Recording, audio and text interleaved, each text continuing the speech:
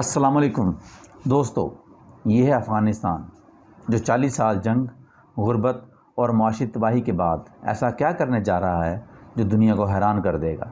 دنیا کے ماہرین حیران ہیں کہ سالوں تک معاشی تباہی، جنگی ماحول میں رہنے کے بعد افغانستان چند سالوں میں اتنا کچھ کر سکتا ہے جو افغانستان کو بدل دے گا۔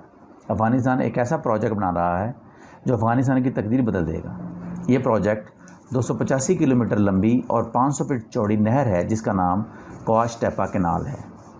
اصل حیرانگی کی بات یہ ہے کہ اس نہر کو بنانے کے لیے افغانستان نے دنیا کے کسی ملک، IMF، world bank, Asian development bank یا کسی اور ادارے سے کوئی مدد نہیں لی، نہ ہی کوئی مالی مدد لی ہے، نہ ہی کوئی تکنیکی مدد لی ہے، حتیٰ کہ مشینری اور انجینئر بھی کسی ملک سے نہیں لیے۔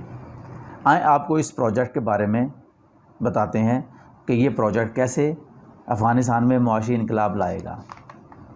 تو دوستو، میں ہوں محمد راشد آرائیں۔ کوآش ٹیپا کینال جو تقریباً 285 کلومیٹر لمبی ہے، یہ دنیا کی لمبی ترین نہروں میں سے ایک ہے اور ایشیا کی لمبی ترین نہر ہوگی۔ افغانستان میں 4 بڑے دریا ہیں جس سے افغانستان کو پانی ملتا ہے۔ افغانستان کی 40% پانی کی سپلائی ہلمند دریا سے آتی ہے جو کوہ ہندو کش سے نکلتا ہے اور افغانستان کو کراس کر کے ایران میں چلا جاتا ہے۔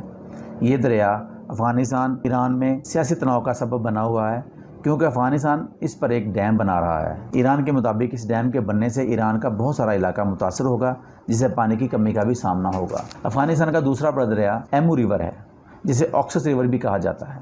یہ دریا سینٹرل ایشیا کا سب سے بڑا لمبا دریا ہے۔ یہ ناردرن پاکستان سے شروع ہوتا ہے اور پھر تاجکستان، ترکمانستان، افغان بارڈر کے ساتھ چلتا ہوا ایرل سی میں جا گرتا ہے۔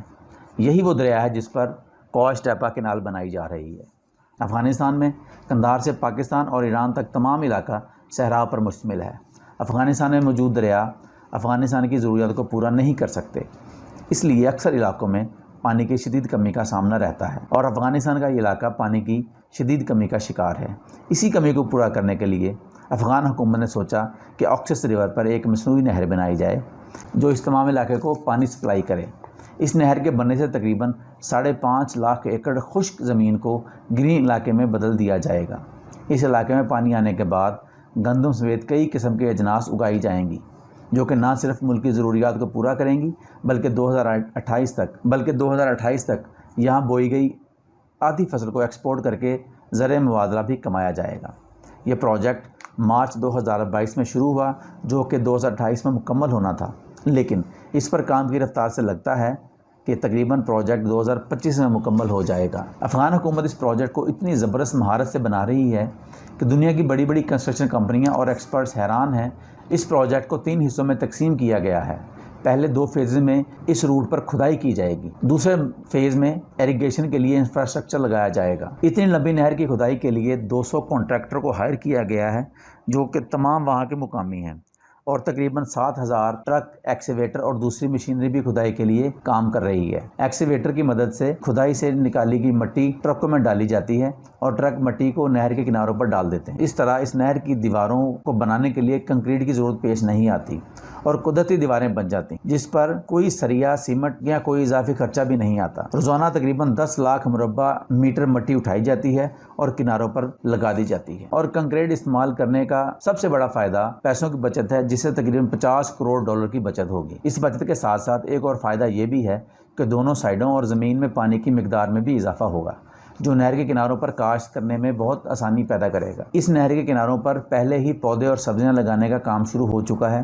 اس نہر کے دونوں طرف تقریباً 5 کلومیٹر تک پانی پہنچایا جائے گا اور اس نہر پر تقریباً 2 پل بھی تعمیر کیے جائیں گے۔ اس منصوبے کا ایک بہت بڑا حصہ اس پر لگائے جانے والے سولر واٹر پمپس ہیں جس سے بجلی کی ضرورت کو پورا کیا جائے گا۔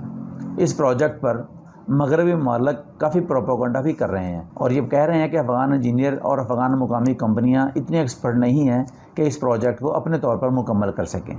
اس پروپیگنڈے کا ایک نقطہ یہ تھا کہ کانٹریکٹر کو وقت پر پیمنٹس نہیں دی جا رہی، مگر حقیقت اس سے بالکل مختلف ہے۔ تمام مقامی لوگ اس منصوبے سے بہت خوش ہیں۔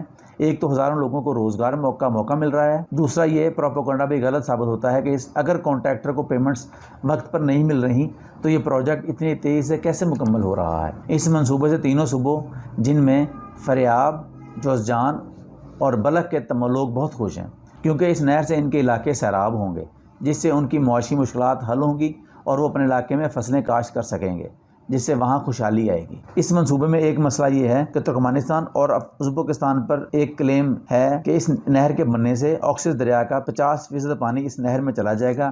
اس مسئلے کے لیے افغانستان اور دونوں ممالک کے درمیان مذاکرات چل رہے ہیں۔ طالبان ان دونوں ملکوں کو قائل کرنے کی کوشش کر رہے ہیں کہ 1992 میں کیا گیا الماتی ایگریمنٹ کے مطابق اس دریا پر افغانستان کا بھی حق ہے۔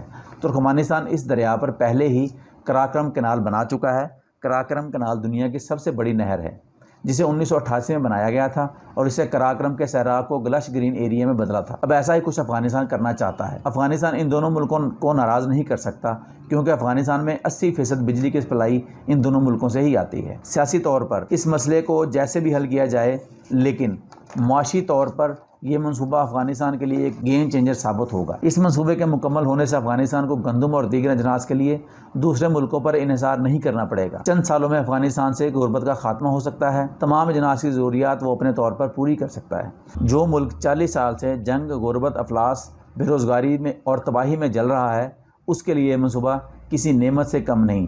ہماری دعا ہے کہ افغانستان معاشی طور پر مستحکم ہو اور افغان عوام جو 40 سال سے جنگ کے ماحول سے متاثر ہو رہی ہیں، ان کی آنے والی نسلیں پرسکون ماحول میں پرورش پا سکیں اور دنیا کی ترقی میں اپنا کردار ادا کر سکیں۔ تو دوستو، اگر آپ کو ہماری ویڈیو پسند آئی ہو تو اسے لائک اور شیئر ضرور کیجیے گا، اور اس طرح کی معلوماتی ویڈیو دیکھنے کے لیے چینل کو سبسکرائب کریں۔ شکریہ۔